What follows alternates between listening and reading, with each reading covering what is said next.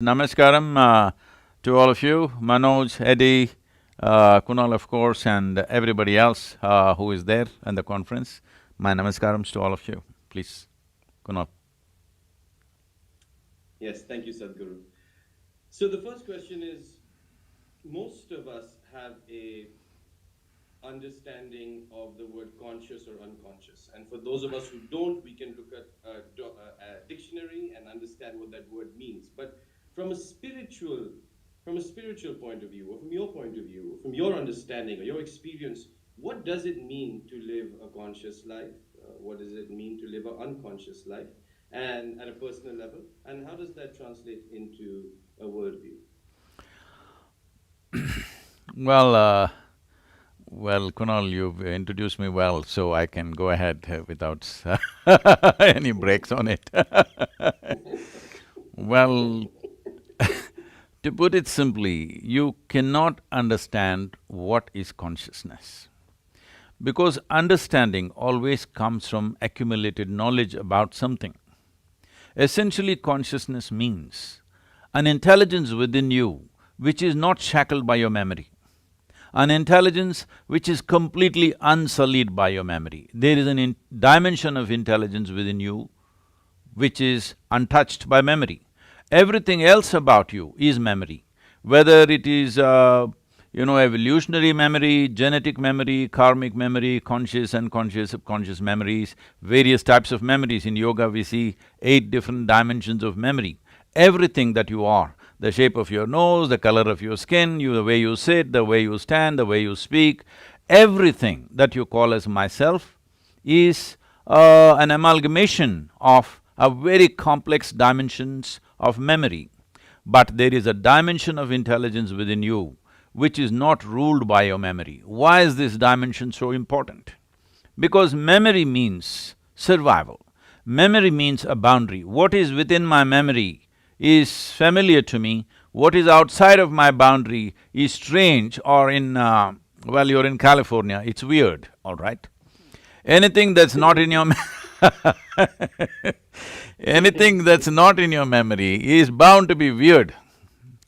So, what is in my memory is my friend, what is not in my memory, who is not in my memory is a stranger. This is the basis of your experience. So there is a dimension of intelligence within you which is unsullied by memory. Only when you touch this dimension, do you know what it means by saying limitless or boundless in terms of experience. Because every other experience is encapsulated within the shackles of your memory. As useful as it is, the memory, it is also a prison. It is our survival, it is also a self-imprisonment. Survival of the self and self-imprisonment, both these things are done. Memory is a wall that you have created, within which there is a whole world of your own. But memory means in some way physiological and psychological process. Your physiological process may be run by the evolutionary memory and genetic memories, your psychological process is run by a variety of other dimensions of memory, but essentially, memory means your physiology and your psychology. The biggest mistake that we have done right now in the world, especially the Western societies, the way they're looking at it is, we have misunderstood or mixed up rather psychological realities and existential realities. So this is why always we are trying to understand something. The way we are talking about India right now, the way the Indian culture or the Bharat has looked at is, it is always about realization, not about understanding. So consciousness can be realized but never understood. Thank you for that. On along those lines, if we are shaped by our memory, if our consciousness is shaped by our memory, No, I would like to what correct can the we do question. to… Our consciousness is not Yes. shaped by memory, our conscience may be shaped by memory, because conscience is a social phenomenon. If our memory is our prison, what can we do to get out of jail? Before we call it a prison, we must also understand today the way you are, your memory is also your possibility. Everything that you're doing is from your memory. A whole lot of your memory may not be conscious memory, but see, the English word conscious is used in many different ways, so there could be confusions about that.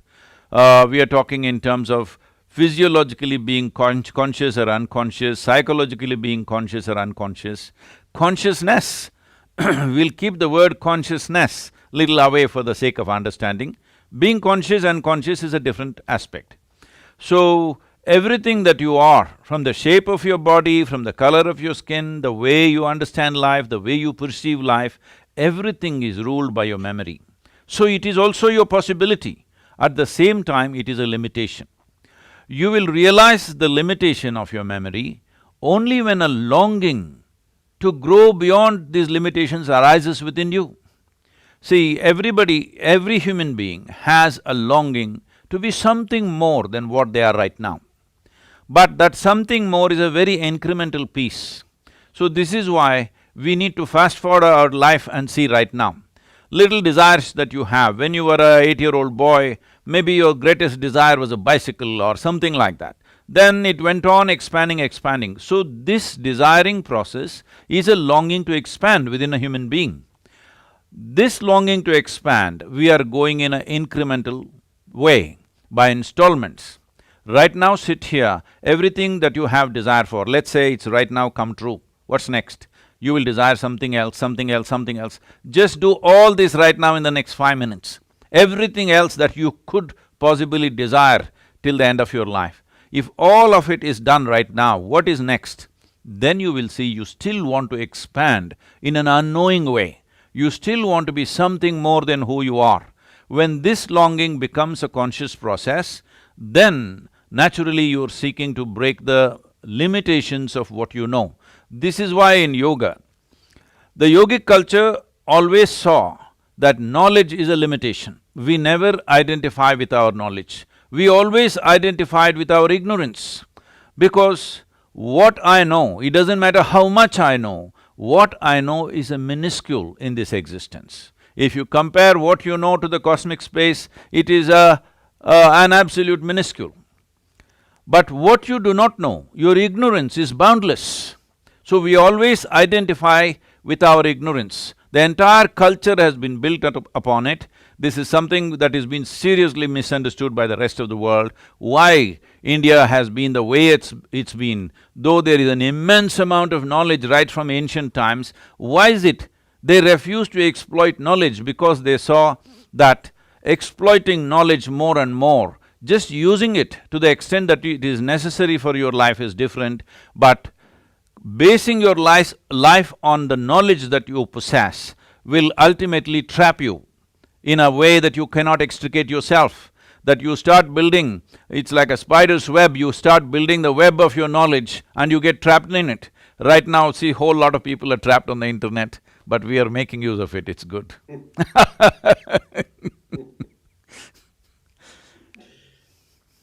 So what role does knowledge play? What role does intellect play in moving forward, in shaping a planet that we want to inhabit for a long time? What what role can those things that all of us use on a daily basis that we know, how can we use those things to our advantage and not be entrapped by them? Uh, I don't know whether you use this consciously or not, but you use two words in this question which are very significant: intellect and knowledge. Because your intellect is absolutely useless if you do not have a bank of memory, which is knowledge. If you do not have any memory, if I wipe out all your memory, you will find your intellect is useless. So today we have this experience. Like today you buy a new computer, maybe the best in the world, but it still does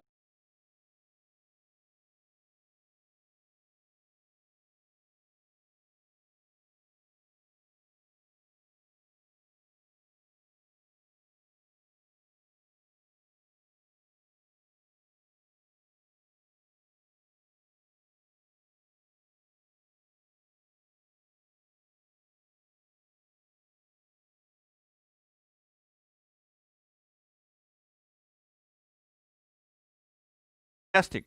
I am not saying it's not fantastic, it has brought many, many possibilities into our lives. Knowledge is useful as a survival tool. Intellect is useful as a survival tool. When we say survival, maybe if we were, whatever number of years ago, we were cavemen. You are beginning to look like one, I've always been one, all right? I learned from the best. I come from the best. No, no, the beard grows naturally on a man, but somehow it's become weird these days. Because someday it may so happen nose will be weird and everybody will remove their nose because, today the virus is there. Mask is not weird anymore, mask is normal, all right? It's a new normal. So, what is So it our… depends where you are. Today, wherever you are, mask is normal. You don't have to be a bank robber for that.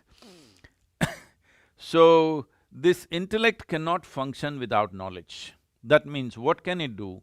It can recycle the data that you already have in various permutations and combinations, but it cannot come up with anything new because its root is in its knowledge. Today the virus is there, mask is not weird anymore, mask is normal, Yeah, all right? It's a new yeah. normal. It So, depends, what is depends where our… you are.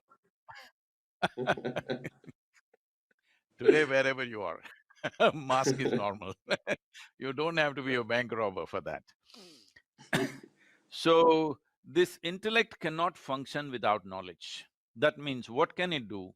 It can recycle the data that you already have in various permutations and combinations, but it cannot come up with anything new because its root is in its knowledge. So, what is the use of knowledge? Knowledge could enhance our physiological and psychological existence. But how much will you enhance it, I'm asking? Hmm. Physiologically, if your food is taken care of, your health is taken care of, its basic needs are taken care of the body, it's a done thing. There is nothing more you can do. But today you see a weird world trying to do all kinds of things to stretch physical experiences. Hmm. Why there is such a overflow of alcohol, drugs, sexuality is simply because people are trying to stretch the physiological boundary. You must understand the essence of physicality in the world is a defined boundary. Without a defined boundary, there is no physical nature. Now you're trying to breach, in your longing to expand, you're trying to breach the physical boundaries of your existence. Well, it's a wrong way to do. This is why they're telling me 30% of the people are obese on the planet, because they're trying to stretch their physical boundaries, either absolutely physically or in terms of experiences.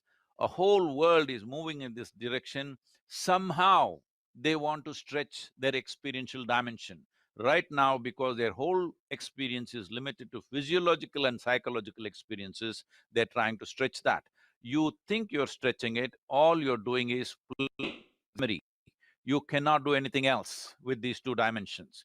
So, when you realize the limits of your physiological and psychological existence, that is when you will seek something beyond, which right now the English word is not really competent to describe, but the word consciousness Hmm. means a dimension beyond this. In the yogic culture, we call this chitta. An intelligence beyond memory is called chitta.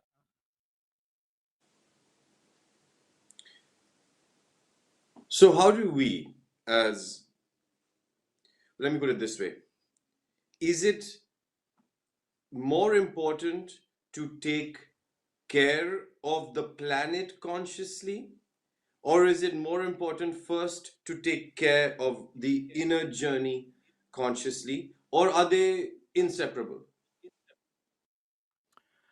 See, when you talk about taking care, for taking care, you need knowledge, because taking care is survival. Whether you take care of this body, take care of this mental well-being, take care of your family or your society or global societies, or all life on this planet, this is from knowledge.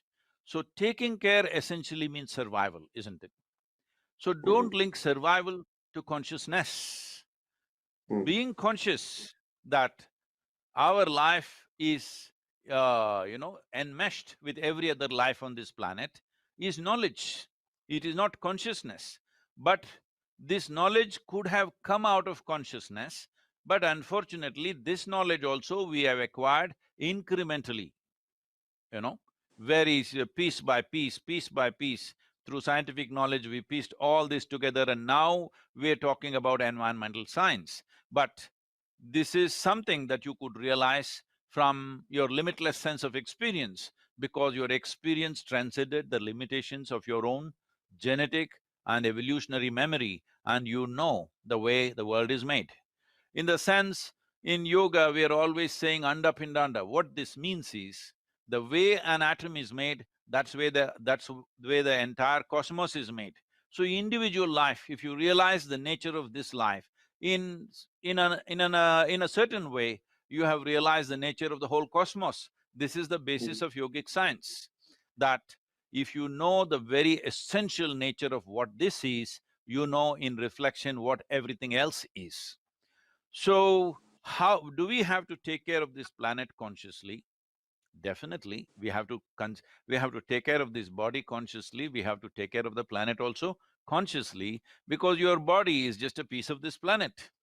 If the planet is not healthy, your body is not going to be healthy, is a simple realization, but we have gone around 200 years of science to come to this, and still we are not able to convince everybody on the planet, all right? Because there is no such inner experience, there is no realization of what am I made of, so it is just going on. And to convince somebody that the health of the planet is directly related to your own health and your life, just see how much it is taking. This is simply because you're trying to bring consciousness with bits and pieces of knowledge. Mm. Speaking about unhealthiness, since we're on the topic, given COVID and given the times of disease, let's say this time is a time where we are obviously afraid of the disease, we are afraid of contracting the virus, the planet may be in one way healing, but humans in one way are suffering. So the dichotomy between those two, can you speak about that and speak about the times and health during these times, both mental and physical? So, as you said, the dichotomy between the two, which means essentially we've gone away from the life process, how life Hmm. happens upon this planet. We've moved away. Our, as I said earlier, we've mixed up our psychological and social existence with the existential realities of life. Existentially, our life is not separate from the life even of the virus, I'm saying, because Hmm. there are more microorganisms in this body than the number of human cells that we have, actually, many more. So, our life is not different from the life of the virus. But right now, the virus lives so vigorously that in our body, it is becoming virulent in some sense. So, having said that, why have we moved away? Simply because we have taken our individual experience rather too seriously. We must understand that as you sit here, you're breathing. That means you cannot exist without the atmosphere.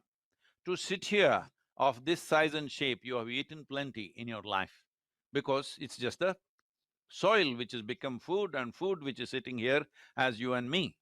And the food that you eat, the water that you drink, the planet that you walk upon, the air that you breathe are not separate, it's all one existence. But it is the magnanimity of creation that for a tiny speck of a life like us, when I say a tiny speck, people think, what is he saying? Well, in the cosmic experience, if you look at the cosmic space, this solar system itself is a tiny, tiny speck. In that tiny speck of a solar system, planet Earth is a microspeck. In that microspeck, Los Angeles is a super microspeck. In that, you are a big man. This is a serious problem. Hmm. This is a I problem human being it's okay. You said it's okay, you're used to abuse, you told me so. I'm used to your meanness. It's okay. I'm used to it. I can So handle it. this is the essential human problem, that they have taken their individual nature rather too seriously. We must understand for a speck of a life that we are, that we are given an individual experience is not that we something we earned. It is the magnanimity of creation that it's been given to us. But people are taking their individuality so strongly. Now they're thinking, why this virus, why this bacteria? Arey, you and me exist because of virus and bacteria. Why is it Hmm. going wrong in my body? That's what we need to see. Why is it? It is not my friend. Why is it working against me? Why is it that I've brought something which is not my friend into my system? This is something Hmm. we need to look at it, but right now we are seeing how to kill all the virus on the planet. If we kill all the microbes on the planet, that's the end of life on this planet. I want to go back to something you said that is so beautiful, which is we are so we take our individuality very seriously, and but that's also because that's all we know. If you sit and you say to me, you can sit here and you can be the cosmos. I, through my experience of meditation and silence, may be able to experience that. But I feel people, it's very intimidating, I think almost scary for people to give up that individuality, because maybe for years and years and generations, that's all we've known as our individuality. I think that it feels intimidating for someone to realize that they are actually part of the cosmos, or that all is one, or that they are one with all. I think that it's a beautiful it's a beautiful experience, but I think what scares people is that either they'll say it's just a concept, it doesn't make sense, or if I am to believe that, then how am I, what happens to me? And I think this is, I would love to hear for someone who is almost slightly scared to jump into the ocean of all of this, what you would say to someone like that. Where does that initial fear come from? Well, uh, see, we kind of going back to this. I clearly said, you cannot approach limitless consciousness with limited knowledge. Hmm. Again, you're attempting that. Don't do that. Yeah. There is no need for every human being to think, how do I become cosmos and all this nonsense. It's Hmm. not necessary. First of all, you said, if I do believe that, you should not believe a damn thing. You Hmm. understand? You do not believe anything or disbelieve anything. That is when you have identified with your ignorance. Identifying with your ignorance means you clearly understand what you know is a minuscule, what you do not know is a boundless possibility. So if you have Hmm. identified with what you do not know, in a constant mode of seeking, if you are in a Hmm. constant mode of seeking, or the basic qualification to be a seeker is you have life not. Unfortunately, without knowing anything, you will have confidence. So people have chosen confidence against clarity in their life. The biggest mistake. Everybody wants to believe something because, I want you to just imagine, let's say right now you're fitting the role in case you get a role like this on the television that you have to play a caveman. You're you're kind of growing there. You need to grow a little more, but you're Yeah. getting there, all right? So suppose you were a caveman. Without protection, you're just living outside. Most people don't know what this means. Only those who have been in the wild, who camped outside, but today camping is also like a luxury hotel. Okay, if you Hmm. just been there without any equipment in the jungles, which I have spent weeks and weeks at one time, well, if it just rains, monsoon rain, people think all you need is an umbrella and run to your home. But you just stay in a tropical forest when the monsoon rain is pouring, with lightning, thunder, everything going, and all creatures trying to find their own little shelter. The little shelter that you have found belongs to somebody else, and that guy will take it aggressively, all right? The whole experience of this planet and the way life is happening on this planet, if you just feel it, you will know what I'm saying. If you were up in ages ago without any protection, without any equipment, without even a watch, because that's how I was when I was in the jungles, I didn't even know what time it is, and I'm not even able to look at the stars or the moon or anything. because it's cloudy and it's pouring rain, you don't know how long you've been soaked. You don't know when daylight will come. You slowly start having doubts, will it come at all? Is there a mm, guarantee? Because there's no guarantee about that either. So essentially, if you are there, then you you felt so threatened, your existence. You felt how small you are and how your existence is threatened every moment. People are thinking their existence is threatened only because of this virus. No, your existence is threatened every moment, all right? If you are mm, conscious of it, naturally, you would want to find something that builds confidence in you. So you decided to believe in something. mm, Initially, there's a thought, sun came up in the morning after being soaked in the rain for 12 hours. Then you said, sun must be God. Like this, mm, it grew. And then we made more human forms of gods and whatever. So you started believing in God, which gave you confidence, which did not give you clarity. Confidence without clarity is a disastrous process. And this disastrous process we have taken on for the last 2000 that continuously we've been building. This disaster has cost how many lives you can calculate in the last 2000 years? It's taken too many lives. This is the significance of India, that this was not a culture of belief, this was a culture of seekers. This is why you found them, though they were hugely empowered, massive kingdoms, enormous wealth, but they were always like this, bowing down to mm, everything because there was no mm, confidence. No confidence, we did not see it as a negative process. No confidence we saw as a possibility that you will naturally work towards clarity. The more clarity that arises in you, then you won't need confidence. See, right now you're walking during daytime, where you can see everything clearly. You don't need confidence to walk. But suddenly, let's say it's pitch dark and a new terrain. Well, now you need confidence because there is no clarity. So you are using confidence as an alternative for clarity. This is a disaster because when you have no clarity, one most important thing is at least you must have hesitation. Right now, for example, you mentioned the virus right now. See, we've been driving our economic engine in a certain way.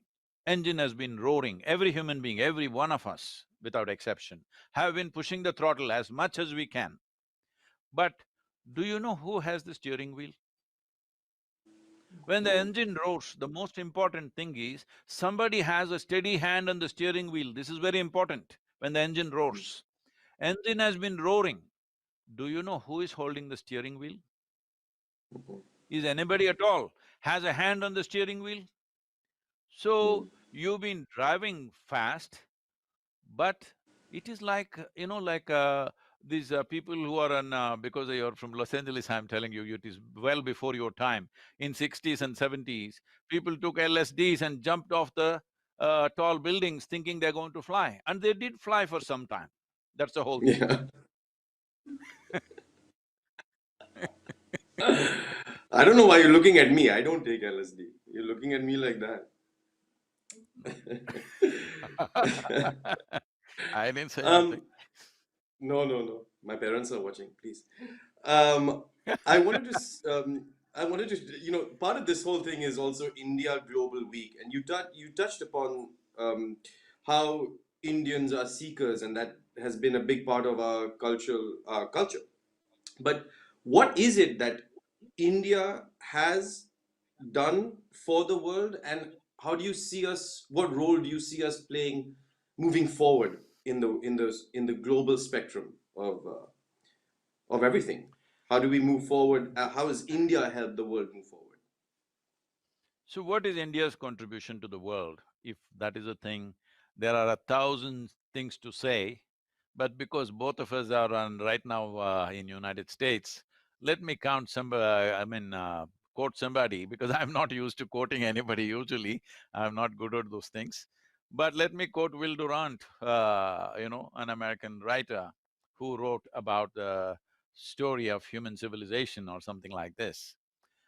India was the motherland of our race, and Sanskrit, the mother of Europe's languages. India was the mother of our philosophy, of much of our mathematics, of the ideals embodied in Christianity, of self-governance and democracy. In many ways, Mother India is the mother of us all. I think he encapsulates almost everything that I would have liked to say, because it will go into thousands of things that have been contributed and which has been misrepresented around the world. I think I know there are a whole lot of people who will immediately pounce on me for this, but I think a more unprejudiced look at world's history is very needed. Then you will see a whole lot of threads will go back to India. When I say thread, we were the first ones to weave the thread also, the cotton and silk thread, all right? Mm. And the sutras, the Yoga Sutras, Karma Sutras, Shiva Sutras, Brahma Sutras, and even Kama Sutra, all right? Yeah. We talk about be the revival. That is a big theme for this week. Are we in a revival? Is a revival of utmost importance? Are we at any point of time always in a revival, or is this a certain point of time where that is absolutely necessary or already a train that is in motion? See, what do you try to revive? You try to revive that which is dead, right? How do you revive the living, I'm asking? So, instead of talking about revival, let me put it this way. See, the greatest contribution, in my opinion, Will Durant maybe did not cover this in some sense. In my way of looking at life, which is not intellectual, you can see I'm not intellectual.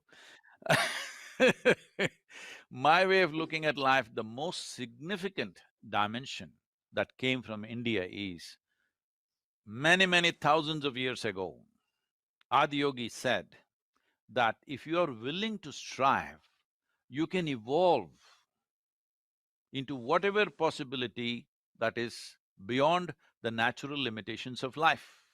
What you think are laws of nature which are controlling you can go beyond that if you strive. That is essentially he is saying, you're not some kind of an absolute or some kind of a making of God, that God made you perfect and you're there. He is talking about you can evolve, but it takes striving. Like we know today there's an evolutionary theory which is about 150 years old, that came from Charles Darwin. But Mm. many thousand years ago, over 12, 15,000 years ago, Adiyogi spoke about evolutionary process on the planet in a different context. And then he said, as a human being, you can evolve, but you can only evolve consciously. Because unconscious evolution of bringing you to this point of evolution is over. Now from here on, your evolution can only be conscious. But now, if you want to evolve consciously, one important thing, whatever you're calling as yoga, for example, because the entire Indian culture is fundamentally rooted in the yogic culture. When we say yogic culture, let us not think of just twisting and turning as it's happening in the world right now. When we say yoga, we're talking about union. When we say union, in your experience, your sense of your individual and the universal has merged. You have become one with the existence. From that context, everything has to happen, that is what it means. First you establish in yoga, then you act. This is the thing that is going on in India, yogastaha kur karmani, always people are talking about it. Without knowing, they think if you twist and turn, you're in yoga. No, that is just a physiological to prepare the body so that it's in some sense of comfort and well-being. But the important thing is you have a sense of union. As we already went through, your barriers are only of memory. What is yours, what is not yours, what is you, what is not you, all this is rooted in the accumulated memory that you have. So to transcend this is yoga. To transcend the limitations of what you think is me right now is yoga. Now, we are trying to transcend this intellectually, but this whole yogic process essentially means you are absolute maker of your destiny. This is the only culture on the planet which gave you this idea that your life is your karma. That means your life is your doing. The karma, the word karma means act or action. So your life is entirely your making. So this is not… this is a godless culture, I want you to understand. People, Indians will have a little bit of a shock, but they need to go through this because they need to understand you have evolved in a culture which does not believe that you are an absolute stamped by somebody from up there. You are an evolving process. If you're willing to strive, you can go beyond all those so-called natural limitations upon yourself. Now, why is this important? This is important because Adi Yogi might have said it 15,000 years ago and might have given mechanisms and methods to evolve yourself beyond that, but the world was never really ready for it. Human beings were never really ready for it because they did not have the necessary intellect to understand, first of all, what he's talking. In the sense, today, 21st century, more people can think for themselves than ever before. Whether they're thinking right, wrong, that's a questionable thing, but more people are thinking for themselves than ever before. To put it in a very, in a realistic way, see, 100 years ago, women were not even supposed to think. If they thought for Mm. themselves, they were branded as witches, and you know what happened to them. So, straight away, with education spreading without gender discriminations, 50% of the human population has come into the thinking process of their own thinking. Once you start thinking, you naturally think logically. Once you think logically, anything that's illogical doesn't fit into your mind.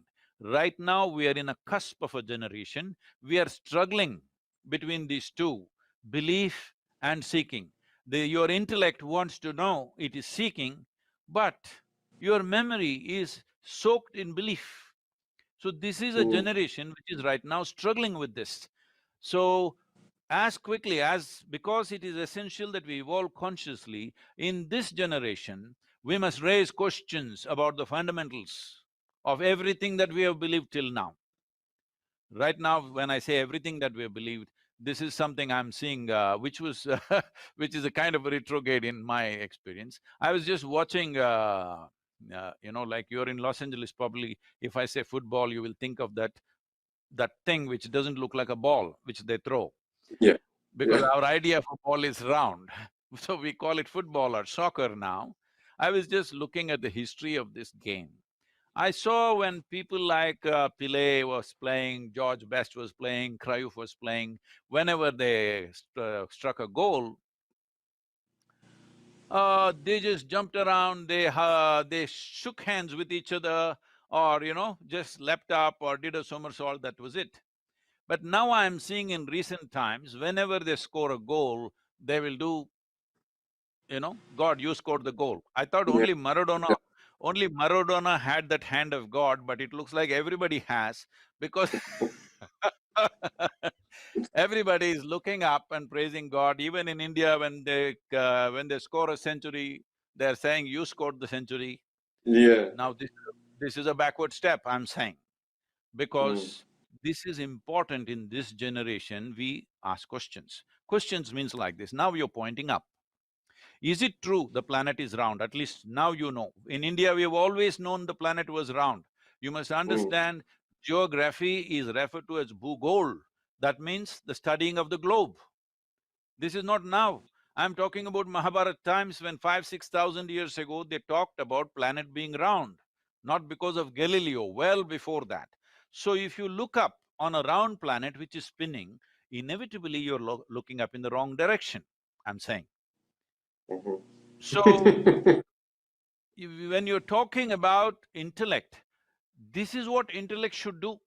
It take out everything that's illogical within you. If everything illogical is taken out within you, that means all belief systems are taken out within you, you will naturally come to a state that you clearly understand what you know is so small and what you do not know is limitless. This is what makes you a seeker. You don't become a seeker because I say you become a seeker. You become a seeker because you clearly understand the limitations of your faculties, how far it can go. And when you see there is a wall that you cannot cross, then you understand you need to seek. And instruments of seeking are needed now. Now, till you see, let's say you're in a prison and the prison was very big and you thought you were free and you're walking all around. One day you hit the prison wall. Only when you hit the prison wall, just your two legs are no more enough, isn't it? Mhm. You need something else to burrow through this wall or climb across this wall or fly across this wall. You need a different methodology or a different faculty or a different process for this. This is what spiritual process means. Spiritual process is not looking up or looking down. The word spirituality has become one of the most corrupted words on the planet, but essentially spiritual means you hit the limitations of your physical and psychological structures, so now you're looking for something beyond. Now, something beyond does not mean you score a goal and say this. You're saying that because you think somebody up there is doing it, that means you're a goal scorer by chance. So if you live by chance, anxiety is normal. If you live Mm. accidentally, anxiety is normal, isn't it? Mm. So right now, that is what everybody is saying. Anxiety is normal, you have to treat yourself, you have to do this. No, anxiety is not normal. Anxiety has come to you because you have assumed things that you do not know. You have used confidence as a bridge, not your clarity. If there was clarity, there would be no anxiety. Because confidence is an empty shell, you're always anxious. But logic, I think that is the confusion. I think that's what we get mixed up. What we think is logical makes sense to us. Like if you say the earth is round, the only way it makes sense to me is if I see a photograph of it. This is my logic. This is what logic does to us. No, So, no, it is not your… Clearly it was like that. Then we went up and stood on the moon and looked down. Absolutely clear, it is round. So you distance yourself from your reality. That is when you know this is what is needed for you to understand the limits of your physiological and psychological process. You need a little distance. This is what mm, the tools, the many tools that yoga is providing is just this, to create this distance between you and what you have accumulated. When I say what you have accumulated, I'm not talking about your fancy 12 sets of golf kit, 12 sets of golf clubs that you have and clothes and I know, it's okay. And many things that you possess. But the very body that you carry is an accumulation. The very mm. mind that you carry is an accumulation. The very genetics that you carry is an accumulation. The very human form is an accumulation of things over a period of time. And the most important dimension of Bharat is this: to possess everything, but never to be possessed by anything. Yes, beautiful. Sadhguru, on that note, we don't have much time left. I will invite a wonderful moderator back. I think she has some questions that were sent in, I believe. So she may be coming on to ask some of those questions. Thank you for being So, nice to me today, not yelling at me Eddie, the I whole will be… time. no, I will be very careful with Eddie because she is not used to my meanness, so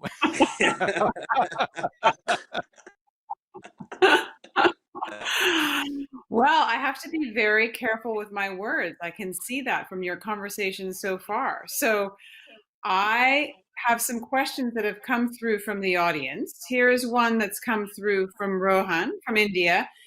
He's asking, what are some simple steps that humans should take in their daily lives towards a more conscious planet or towards becoming a seeker? uh, well, is this question coming from United States? Because… From India.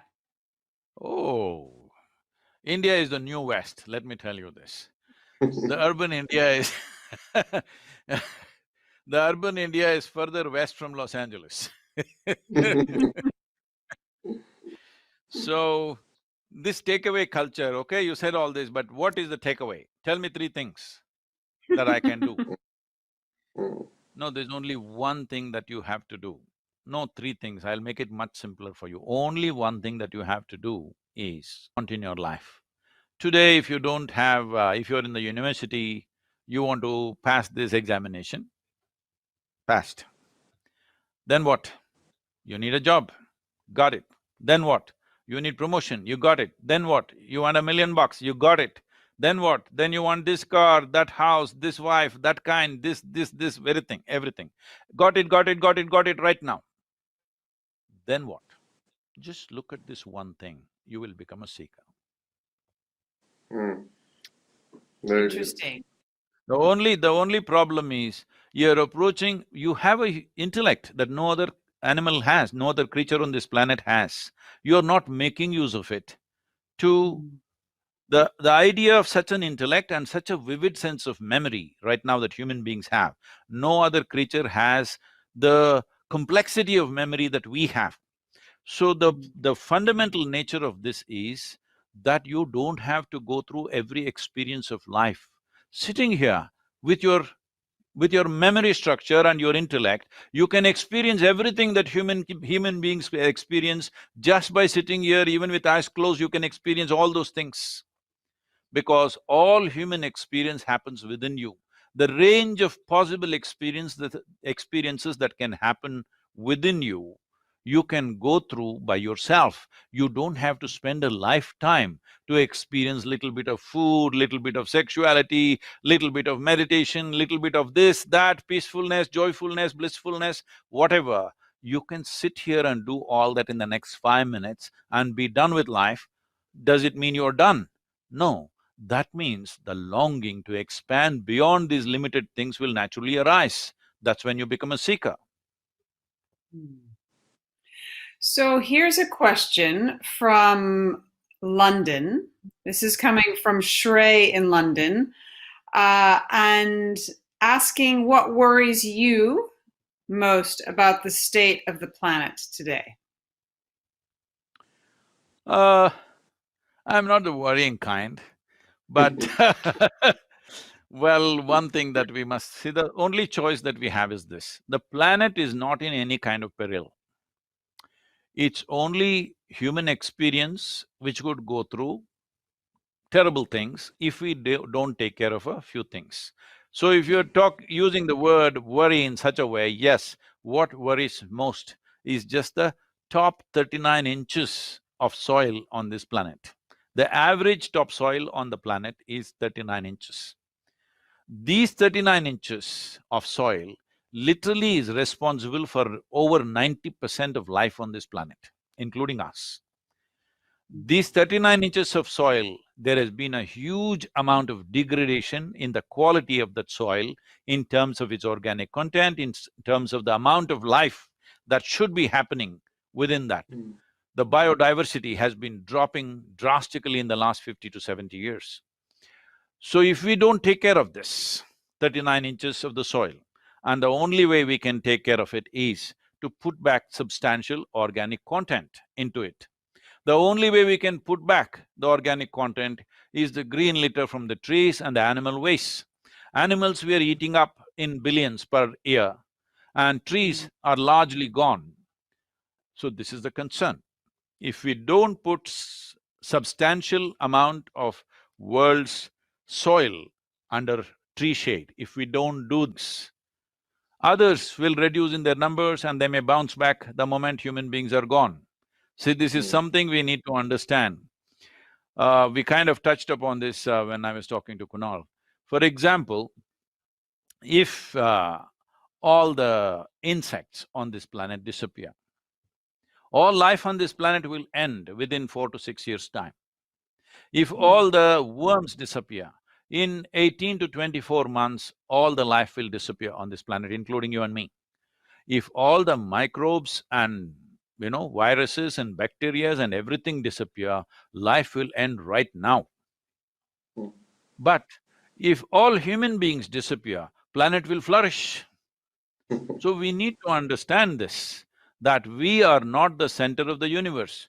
This is one of the most disastrous ideas that has entered human mind, is that in terms of religions and philosophies, people started propagating that every other life here is here to serve human beings. Human being is a centerpiece. Human being is made in God's own image and he is the center and all life is supposed to serve him. You do one thing, you go to a colony of ants and ask them, do you want to serve human beings? They will come up your legs and they teach you a lesson, all right? They will tell you that they have a complete life of their own. Every creature has a complete life of its own. They are not here to serve us, but their very nature of existence is serving our existence. We must be grateful and respectful and caring about them because we have a capability to create and destroy. Right now, we are largely exercising our capability to destroy, not exercising our ability to create. Thank you. So I think time is up. I might ask you one question of my own to finish, which is that there's a lot of discussion about this word resilience. And I wonder what you make of it. You referred to going out into the jungle and living through a monsoon. And I've spoken to other people who've had very tough times growing up, who have come through this current crisis actually in a perhaps a healthier mental state than some of us who didn't have those tougher times. So I wonder if there's any lesson there or anything that you would add to that. When I was in the No, jungle, oh, so you're asking Sadhguru. Sorry, Sadhguru. I'm sorry, please. Yeah, you want to say something, I say was it, joking. Kunal. I've never been in the jungle. That was a joke. No, you meant the Jungle Book, I understand. Yeah, exactly. That's literally what it is. Yeah, literally movie. Yeah, go ahead. Well, me going through the monsoons in tropical forests were not tough times, they were the best times of my life. I never saw it as tough time, nor do I look back on it as tough time. I described it the way I described because most people don't have an experience of the planet. Their whole experience is always of 65 degrees Fahrenheit. Their air conditioners are set like that, and that's all they know on the four walls in which they're living. By doing this, both physiologically and psychologically, you're becoming fragile. So, one who is living on this planet, experiencing this planet, is not naturally far more resilient, but I don't like to use that word resilient. He's not… he's lot more natural, he's more life. This is why I said, unfortunately, most human beings are given to misunderstand their social and psychological setup as existential realities. Rain, sun, flood, river, ocean, this is all the world. Your ideas of what is this, what is that is all psychological. Every day it can change. You can go through 10 scapes of your psychological phases right now if you're willing, but most people are stuck to one scape. But if you're willing, 10 different… what happened when you were 12 years of age? What was your idea of the world and what was most important to you? What happened when you were 18? What happened when you're 30, 40, 50, 60? If you look at it, you took 60 years to get through this, but if you are willing, you have enough intelligence. I'm saying every human being, not any special human being. Every human being has the necessary intellectual infrastructure to go through all of it within 5 minutes, if he's willing. If he or she is willing, within 5 minutes you can go through the 60 years of experience and evolve quickly. This is what evolving consciously meant. So what you need is not resilience. The word resilience gives you a feeling that you're holding on to something really hard. I'm not holding on to anything really hard. It is just that you have understood and you have experienced that your existence is not independent.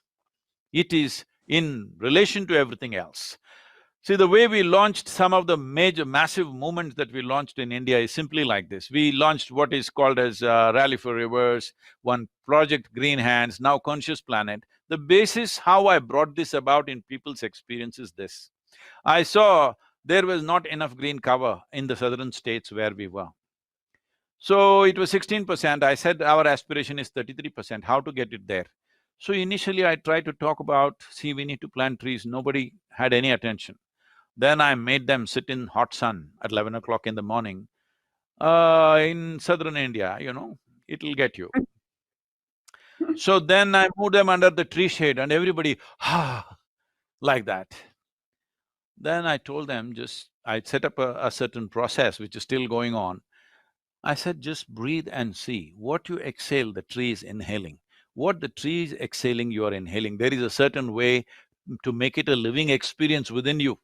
Once they sat there and experienced this, they realized one half of their lung is hanging out there. And they're planting trees and planting trees, you can't stop them now because they know it's their lungs. It's a really beautiful place to stop. I wish we could continue, but Sadhguru and Kunal Nayyar, it's been such a pleasure having you on the Be the Revival, the India Global Week. I've been Edie Lush, and I hope very much to come into contact with you guys again.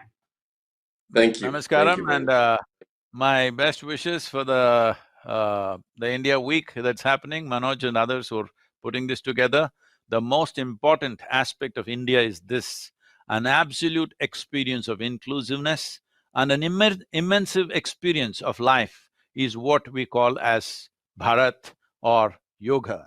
So this experience needs to happen to every human being if you want to make human beings as supportive and productive as microorganisms are to life. Good time to look at it at the time of virus, you know. Thank you. Thank Thank you very you. much. Namaskar.